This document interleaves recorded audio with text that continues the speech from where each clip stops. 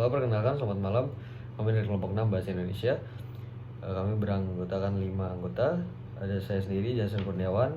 Ada rekan saya yang lain, Razan, Vincent, Audi, dan juga Alwin.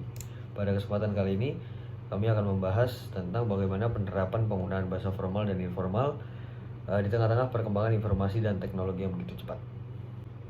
Yang pertama, saya akan menjelaskan tentang penjelasan bahasa formal. Bahasa formal merupakan sebuah bahasa yang digunakan saat kita berada di situasi yang resmi ataupun situasi yang formal.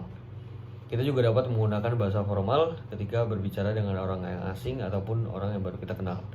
Kemudian kita juga bisa menggunakan bahasa formal saat kita berbicara dengan orang yang lebih tua atau orang yang lebih kita hormati. Selain itu, bahasa formal juga sering digunakan dalam forum resmi, contohnya dalam sebuah rapat, upacara, dan lain-lain. Saat kita menulis karya ilmiah, bahasa formal juga sering dijumpai dalam penulisan tersebut. Bahasa formal dapat ditandai dengan pemakaian unsur bahasa level kebakuan tinggi atau biasa disebut dengan ragam tinggi. Ada 6 ciri khusus bahasa formal. Yang pertama, sesuai dengan ejaan bahasa Indonesia. Yang kedua, unsur gramatikalnya eksplisit dan konsisten. Ketiga, fiksasinya lengkap. Keempat, pronomina resmi. Yang kelima, diksi yang baku. Yang keenam, menghindari unsur bahasa daerah.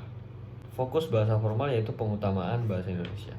Informal adalah bahasa yang tidak resmi atau tidak terikat pada peraturan maupun ketentuan yang ada. Bisa dibilang bahasa informal adalah bahasa yang bebas karena tidak ada peraturannya dan tidak resmi ada di dalam KBBI. Kali ini saya akan membahas mengenai percakapan informal. Contoh penerapan yang paling sering kita temui terjadi percakapan sehari-hari dan juga di media sosial. Percakapan informal sering dihubungkan dengan bercakap menggunakan bahasa gaul atau slang, bahasa dipersingkat, juga bahasa campuran atau mixed language. Contoh di real life, kita bayangkan dua orang teman, A dan B. A berkata, film baru ini udah tayang nih, nobar gue. B menjawab, skip dulu bro, I'm broke, gotta save up. A menjawab lagi, san sekali, it's on me. B menjawab, for real, bad. Itu adalah salah satu contoh percakapan informal di real life yang mungkin kita bisa temui, dan itu mengandung campuran dari bahasa gaul atau slang dan juga bahasa campuran atau mixed language. Kedua, contoh di media sosial atau texting. Kita sering temui penggunaan WKWKWK atau LOL, LMAO, TBH atau to be honest, dan lainnya.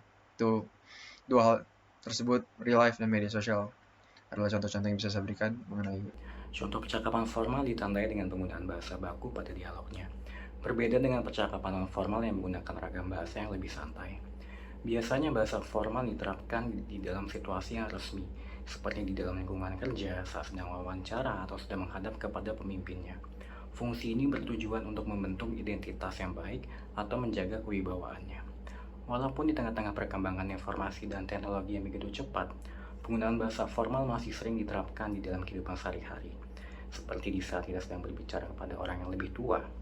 Apalagi di Indonesia, dari kecil, setiap orang sudah dibiasakan untuk menghormati orang yang lebih tua dengan berbicara menggunakan bahasa Indonesia, menggunakan kata-kata yang baik dan sopan.